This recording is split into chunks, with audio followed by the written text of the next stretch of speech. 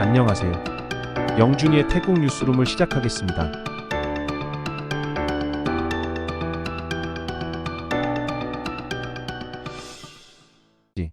태국 유한회사 비르트겐 타일랜드는 2019년 11월부터 2020년 3월까지 아스팔트 콘크리트 포장기 구매 입찰의 초안 작성 및 선정에 책임이 있는 태국 공군 고위 공무원을 포함한 많은 태국 정부 기관에 뇌물을 지불했다는 미국 증권거래위원회의 보고에 따라 조사를 진행 중입니다. 태국 공군 대변인은 공군 참모총장이 공군 정비부대의 입찰 관련 조사를 전면적이고 긴급하게 검토하라고 지시했다고 밝혔습니다. 2020년 비르트겐 타일랜드는 아스팔트 콘크리트 포장 기계 구매 입찰을 포함해 태국 왕립 공군과의 계약 입찰에서 2차례 낙찰된 것으로 나타났습니다. 공군 측은 조사를 신속히 마무리하고 법에 따라 책임을 물을 예정입니다. 추가적으로 관련 문서를 확보하기 위해 미국 당국과 협력하고 있습니다. 태국 야당 의원들이 아세안 플러스 3회의에서 일본과 외교 협상을 통해 딱바이 사건의 피고인을 송환할 것을 태국 총리에게 요청했습니다. 사건은 10월 25일 공소시효가 만료되며 주범 중 한 명은 일본에 도피해 있습니다.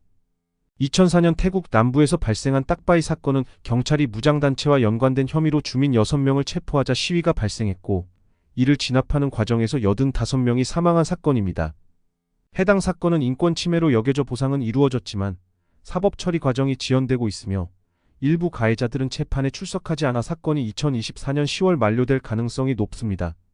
이는 권력층의 책임 회피를 비판하는 목소리를 불러일으켰습니다. 태국과 일본 간 범죄인 인도 조약이 없지만 외교 경로를 통해 송환이 가능하다고 주장했습니다. 사건은 태국 남부 인권 문제로 국제적 관심을 받고 있으며 공정한 해결을 촉구했습니다. 태국은 2025년, 2027년 유엔 인권이사회 이사국으로 선출되었습니다. 외교부 장관 마릿 씨는 이번 선출이 태국의 인권 증진 역량을 국제사회가 인정한 결과라고 평가하며 태국이 세계 각국의 다양한 문화와 관점을 연결하는 가교 역할을 할 준비가 되어 있다고 밝혔습니다. 유엔 인권이사회에는 총 47개국이 참여하며 태국은 아시아 태평양 지역에서 선출되었습니다. 태국 농업부는 북부 지역의 홍수관리 계획을 발표하며 방콕에 홍수가 발생하지 않을 것이라고 확신했습니다. 현재 치앙마이와 람푼의 강수량이 줄어들고 있으며 수위도 안정적으로 낮아지고 있습니다. 또한 주요 댐들의 수위가 조절되고 있어 추가적인 홍수 위험이 감소하고 있습니다. 방콕 외곽 저지대에서는 일부 영향을 받을 수 있지만 적절한 대응책을 마련 중입니다. 방콕시는 10월 20일 발생할 해수면 상승에 대비하여 수해 방지 대책을 강화했습니다. 방콕 외곽의 16개 커뮤니티를 대상으로 모래주머니를 배치하고 120곳의 취약지역에 배수 장비를 설치하고 있습니다. 특히 짜오프라야 강 수위는 아직 강둑 아래에 있지만 계속 감시할 계획입니다. 이번 해수면 상승으로 방콕 내부에는 큰 영향을 미치지 않을 것으로 예상된다고 합니다. 태국과 캄보디아는 중첩된 해상구역에 대한 협상을 재개했습니다. 이는 약 26,000평방킬로미터에 이르는 지역으로 양국은 이곳의 석유와 가스 자원을 공동 개발할 계획입니다. 이 지역은 1970년대부터 양국 간 분쟁 지역이었으나 태국의 에너지 수급 문제 해결을 위해 이번 협상이 중요하게 다루어지고 있습니다. 캄보디아 또한 이에 대해 긍정적인 입장을 보이며 협상에 나설 의지를 밝혔습니다. 패텅탄 총리는 아세안 한국 정상회의에서 첨단 기술, 균형 발전, 창의 경제를 강조했습니다. 그는 디지털 경제 및 공급망 통합, 기후변화 대응, 초국가적 문제 해결을 위한 협력을 제안했습니다. 특히 아세안과 한국 간의 소기업 지원과 혁신 기술 개발을 통해 양국의 경제 성장을 도모할 것을 주장했습니다. 패통탄 총리가 라오스에서 윤석열 대통령과 회담을 갖고 양국 간 경제 협력 및 노동, 소프트 파워 강화 방안에 대해 논의했습니다. 두 나라는 경제 동반자 협정을 통해 투자 촉진을 목표로 하며 특히 현대 자동차의 전기차 생산 기지 설립 등 주요 프로젝트를 진행 중입니다. 또한 태국은 한국의 콘텐츠 산업 경험을 바탕으로 자국의 창조 산업을 발전시키려 하며 청정 에너지와 원자력 협력도 모색 중입니다.